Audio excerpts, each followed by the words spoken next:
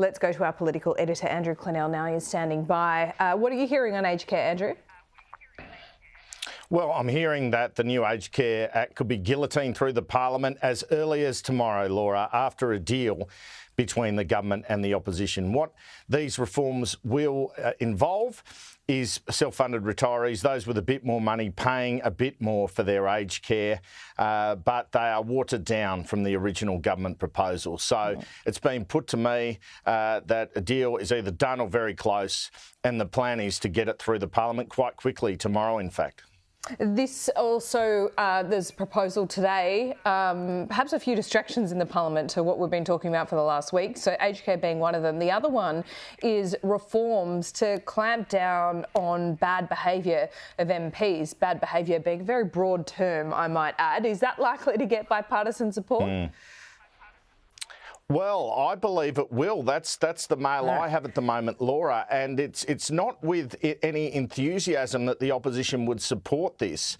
Obviously, we've seen in the papers the proposal includes fining MPs, very controversial, and could MPs get stitched up is the big question.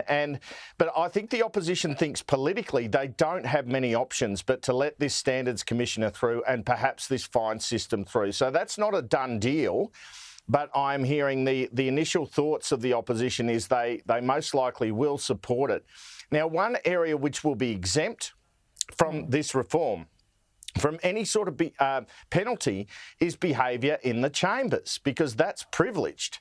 So one opposition MP, senior MP, just made the point to me, you can abuse the hell out of someone in the chamber and there'll be no penalty for that.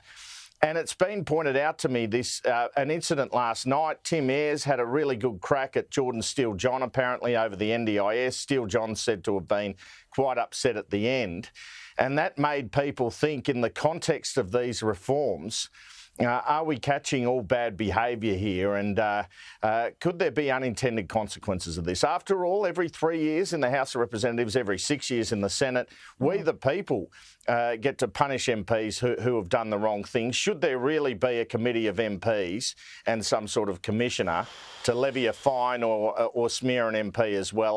I see sort of danger signs in this, I must admit, but after the Brittany Higgins furor, concerns about the behaviour of parliamentarians, I don't think the opposition sees much choice but to tick off on Katie Gallagher's proposal. They don't want to be, it's quite a wedge from Labor, and they don't want to spend time, I imagine, the opposition arguing against these reforms, but it's pretty dangerous when you've got politicians morally judging other politicians in that place. Indeed. We'll see where it ends up.